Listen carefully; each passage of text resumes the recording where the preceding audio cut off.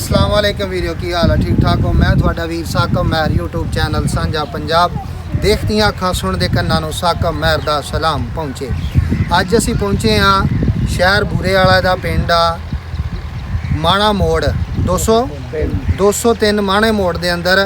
ते ऐ तुसीं देखण डए होणे आ कि आ ना मूंगरे दी फसल इन्हां ने लाई है कि सब्जियां दा जिहड़ा कारोबार ना सब्जी दा काम कोई भी सब्जी है ना उहदा कारोबार जिहड़ा ये बहुत ही अहम आ क्योंकि सब्जी जिहड़ी है ना ये हर घर दी ते रोज़ाना दी जरूरत आ।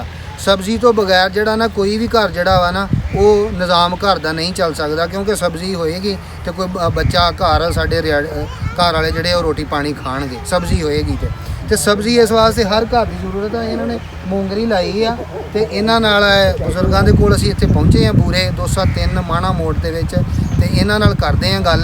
अस्सलाम वालेकुम जी। होर बजुर्गो की हाल है ठीक ठाक हो सेहत ठीक है जी। बजुर्गो अपना की नाम की है? मुहम्मद असलम बरादरी अपनी राई मियाँ बरादरी यानी कि जी मियाँ असलम साहब इन्हां दे कोल पहुंचे हैं।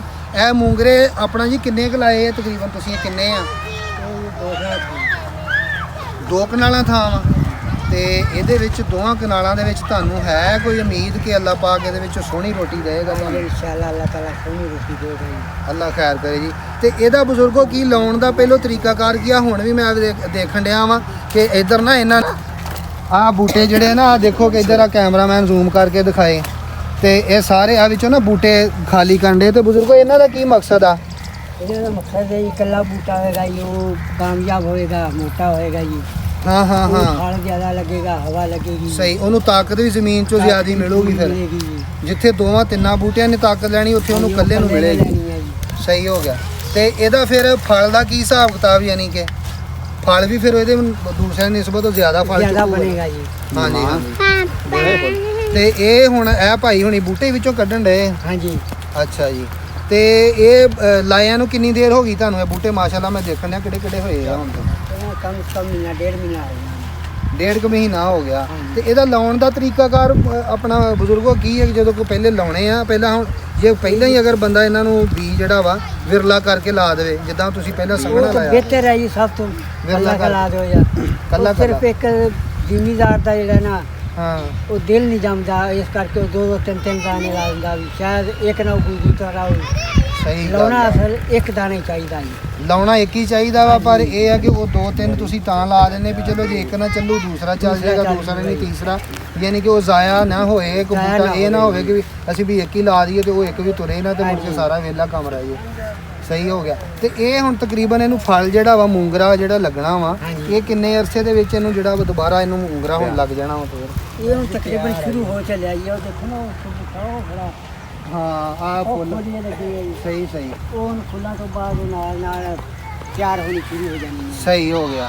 ਯਾਨੀ ਕਿ ਫੁੱਲ ਲੱਗਣਾ ਵਾ ਤੇ ਉਸ ਤੋਂ ਬਾਅਦ ਤਕਰੀਬਨ ਇਹ ਲਾ ਲਓ ਕਿ 15-20 ਦਿਨਾਂ ਦੇ ਵਿੱਚ ਇਹਨੂੰ ਮੈਨੂੰ ਹਾਂਜੀ, ਫਲ ਲੱਗ ਜਾਣਾ ਲੱਗ ਜਾਣਾ ਜੀ। ਤੇ ਮੂੰਗਰਾ ਲੱਥਣ ਡਿਆ ਬਣਾ ਤੁਹਾਡਾ। ਹਾਂਜੀ। ਠੀਕ ਹੋ ਗਿਆ। ਤੇ ਇਹਦਾ ਮਾਰਕੀਟ ਦੇ ਵਿੱਚ ਵੀ ਕੋਈ ਇਹਦਾ ਮੰਡੀ ਦੇ ਵਿੱਚ ਜਿਹੜਾ ਆਪਣਾ ਸਬਜ਼ ਮੰਡੀ 'ਚ ਕੋਈ ਰੇਟ ਇਹਦਾ ਚੰਗਾ ਬਣਦਾ ਵਾ ਜਾਂ ਕਿ ਬਸ ਇਦਾਂ ਹੀ ਹੁੰਦਾ?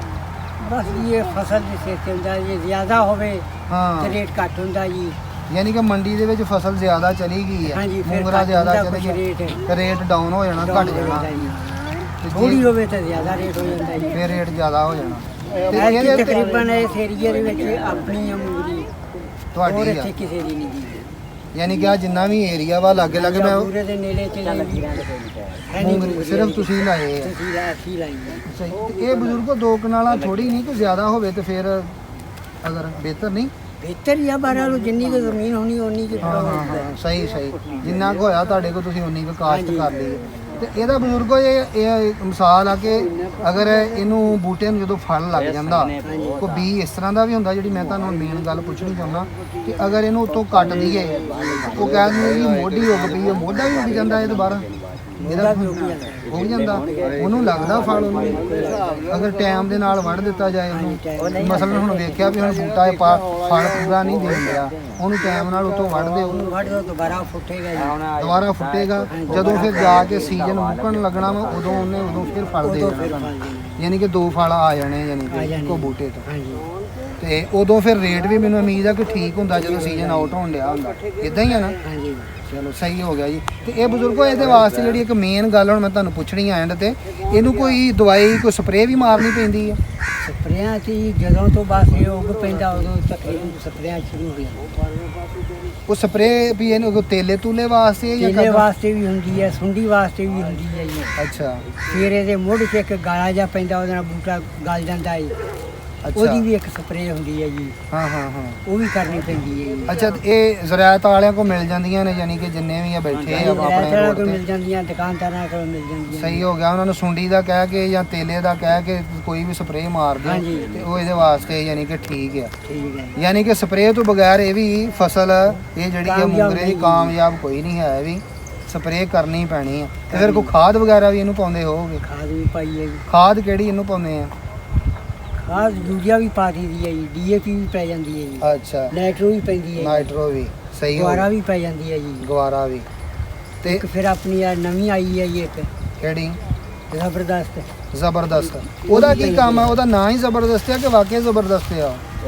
ਬਸ ਜੀ ਹੈ ਹੀ ਜ਼ਬਰਦਸਤ ਕਰ ਰਹੀ ਹੈ। ਯੂਰੀਆ ਹੀ ਆ, ਉਹਨੂੰ ਰੰਗ ਕਾਲਾ ਕੀਤਾ ਹੈ ਜੀ, ਅੱਛਾ ਅੱਛਾ ਅੱਛਾ ਅੱਛਾ। ਇਸ ਕਰਕੇ ਉਹਦਾ ਨਾਮ ਬਦਲ ਦਿੱਤਾ ਹੈ। ਯਾਨੀ ਰੇਟ ਜ਼ਿਆਦਾ ਬਣ ਗਿਆ ਜੀ ਉਹਦਾ। ਹਾਂ, ਚਾਂਸ ਹੀ ਦਿੱਤਾ ਆ ਹੈ। ਹਾਂਜੀ ਚਾਂਸ ਹੀ ਦਿੱਤਾ ਵਾ। ਹਾਂਜੀ, ਤੇ ਸਿਰਫ ਮੈਂ ਰੇਟ ਤੇ- ਵਧਾਇਆ ਜੀ। ਬਾਕੀ ਤੁਸੀਂ ਮੈਨੂੰ ਸਿਆਣੇ ਆ, ਮਾਸ਼ਾਅੱਲਾ ਉਮਰ ਜ਼ਿਆਦੀ ਆ।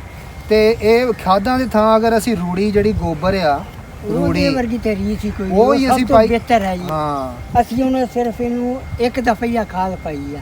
ਅੱਛਾ ਅੱਛਾ ਅੱਛਾ। ਹਾਂਜੀ, ਇਹਦੇ ਵਿੱਚ ਰੂੜੀ ਕਾਇਆ ਆ। ਉਹਦੇ ਵਿੱਚ ਰੂੜੀ ਆ, ਉਹ ਦੇਖੋ ਉੱਥੇ ਸਹੀ ਲਿਆਣ ਆ। ਕੇ ਸਿੱਟਦੀ ਹੈ। ਜਦੋਂ ਪਾਣੀ ਲਾਈਦਾ ਉਹ ਪਾਣੀ ਦੇ ਵਿੱਚ ਜਿਹੜਾ ਉਹ ਫਲ ਕਰੀ ਜਾਈਦੀ ਹੈ। ਯਾਨੀ ਕਿ ਫਲੱਡ ਕਰਨ ਵਾਲੀ ਦਵਾਈ ਜਿਹੜੀ ਉੱਥੋਂ ਪਾਣੀ 'ਚ ਹੀ ਰੋੜ ਦੇਣੀ ਆ, ਹਾਂਜੀ। ਉਹ ਨਾਲ ਪੈ ਜਾਣੀ ਆ ਇਹਦੇ ਨਾਲ ਵਿੱਚ। ਪੈ ਜਾਣੀ ਉਹ ਆ। ਸਾਰਿਆਂ ਨੂੰ ਬਿਹਤਰ ਆ ਜੀ। ਇਹ ਇੱਕ ਦੋ ਜ਼ਿਮੀਂਦਾਰਾਂ ਕੋਲ ਮੈਂ ਅੱਗੇ ਵੀ ਗਿਆ, ਉਹਨਾਂ ਨੇ ਵੀ ਇਹ ਕਿਹਾ ਕਿ ਜਿਹੜੀ ਫਲੱਡ ਦੇ ਨਾਲ ਦਵਾਈ ਜਾਣੀ ਆ ਨਾ, ਉਹਦਾ ਅਸਰ ਜ਼ਿਆਦਾ ਵਾ ਜ਼ਿਆਦਾ। ਔਰ ਉਹਦਾ ਅਸਰ ਬੂਟੇ ਦੀਆਂ ਜੜ੍ਹਾਂ ਤੱਕ ਜਾਂਦਾ ਵਾ। ਹਾਂਜੀ। ਜੜ ਤੋਂ ਵੀ ਬੂਟਾ ਜਿਹੜਾ ਨਾ ਸਹੀ ਰਹਿੰਦਾ, ਖਤਮ ਨਹੀਂ ਹੁੰਦਾ। ਜੜ ਤੋਂ ਹੀ ਕਾਮਯਾਬੀ ਹੁੰਦੀ ਹੈ। ਜੜ ਤੋਂ ਹੀ ਕਾਮਯਾਬੀ, ਕਿਉਂਕਿ ਜੜ ਰਹੇਗੀ ਬੂਟੇ ਦੀ ਤੇ ਗਾਂ ਤੁਸੀਂ ਇਹਦਾ ਮੋਢਾ ਵੀ ਇਸਤੇਮਾਲ ਕਰ ਲੋਗੇ, ਜਿੱਦਾਂ ਆਪਾਂ ਹਾਂਜੀ। ਪਹਿਲੇ ਗੱਲ ਕੀਤੀ ਹੈ। ਹਾਂਜੀ, ਹਾਂਜੀ। ਤੇ ਜੇ ਤੇ ਉਹਦੀ ਜੜ ਹੀ ਖਤਮ ਹੋ ਗਈ ਤੇ ਬੂਟਾ ਤੇ ਜਾਂਦਾ ਰਿਹਾ, ਮੋਢਾ ਕਿੱਥੋਂ ਰਹਿਣਾ ਉਹਨੇ? ਖਤਮ ਹੋ ਗਿਆ ਜੀ। ਠੀਕ ਹੋ ਗਿਆ। ਬਹੁਤ ਬਜ਼ੁਰਗੋ ਸ਼ੁਕਰੀਆ ਜੀ। ਅੱਲਾਹ ਪਾਕ ਸਲਾਮਤ ਰੱਖੇ ਜੀ ਤੇ ਅੱਲਾਹ ਤਾਲਾ ਤੁਹਾਨੂੰ ਇਹਦੇ ਚੋਂ ਬਿਹਤਰ ਰੋਟੀ ਦੇਵੇ ਜੀ।